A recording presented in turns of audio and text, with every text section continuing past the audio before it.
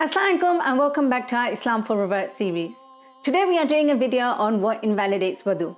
This video is a part of a bigger series that we at Hidden Pearls have been doing for our revert brothers and sisters in order for them to easily learn about Islam. We really hope you find this video useful. Please do check out our other videos which we've linked below in the description. The purpose behind this video is simple. Sisters have been asking us what types of things invalidate wudu, and we decided to make this video in order to help you understand this better.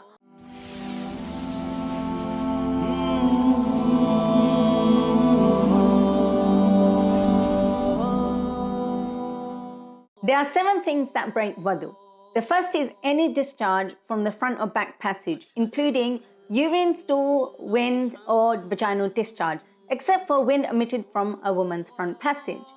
Just to make it clear, vaginal discharge may not necessarily be impure, but because you don't know whether it is coming from the cervix or from the walls of the private parts, it's better to take it as being impure and do wudu again.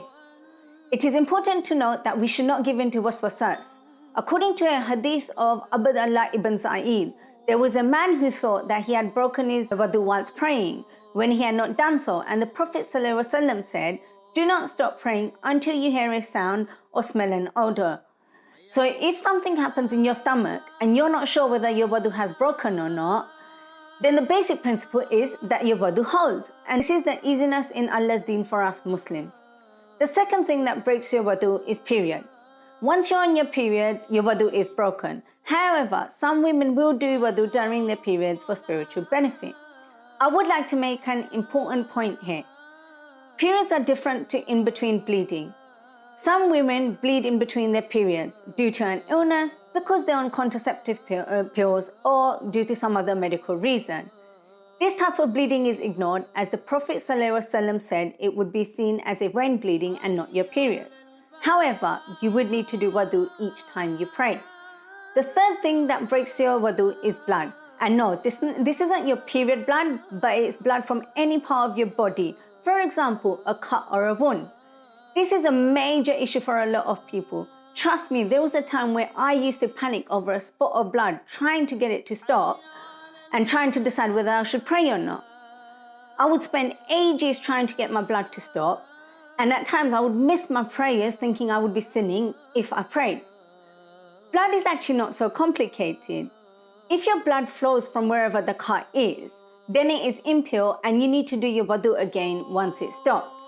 However, if it has been bleeding for a long time and you risk missing your prayers, then put a bandage over it and do wudu. A cut that does not have blood flowing from it will not break your wudu. Surprise, so was I when I found out. By the way, pus has the same ruling as blood. The fourth thing that breaks your wudu is vomit. If you vomit a mouthful, your wudu is broken. Mind you, even a little vomit can have some people doing their wudu again. Just to repeat, it needs to be a mouthful. The fifth thing that breaks your wudu is losing your mind, which may mean losing it altogether, for example insanity, or losing it temporarily for a certain period of time due to reasons such as sleep, intoxication, or unconsciousness. The sixth thing that breaks your wudu is eating camel's meat.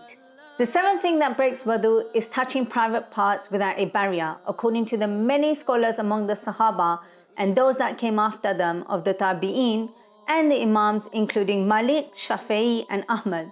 However, there was a difference of opinion in this case, as Imam Abu Hanifa was of the view that it did not invalidate wudu. Some scholars differentiated between touching the private parts with desire or without desire. According to them, wudu was invalidated if it was touched with desire, and it was not invalidated if it was without desire. To sum it up, if a person touches his private parts without a barrier, then it is mustahab for him to do wudu in all cases, whether or not he touched with desire. If he touched with desire, the view that it is obligatory for him to do wudu is strong. In regards to touching from behind a barrier, wudu is not invalidated. In all cases, touching your husband or wife or hugging and kissing will not invalidate wudu unless you emit some sort of discharge. Finally, I would like to talk about things that do not invalidate wudu.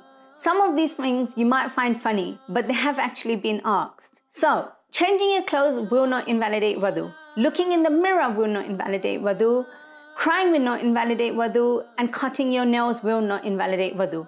Apart from this, as I said earlier, touching, hugging or kissing your husband or wife will not invalidate wudu unless some sort of discharge is omitted. And finally, sleep will not invalidate wudu if it is very light and not deep. Thank you so much for watching this video. I really hope you found it useful and you were able to understand what things invalidate wudu and what doesn't invalidate wudu. Please do leave us comments below letting us know what types of things you thought invalidated wudu or didn't invalidate wudu. Do like and subscribe to our channel, and please don't forget to share with other new Muslims who could benefit from this video. Thank you so much, and Assalamu Alaikum.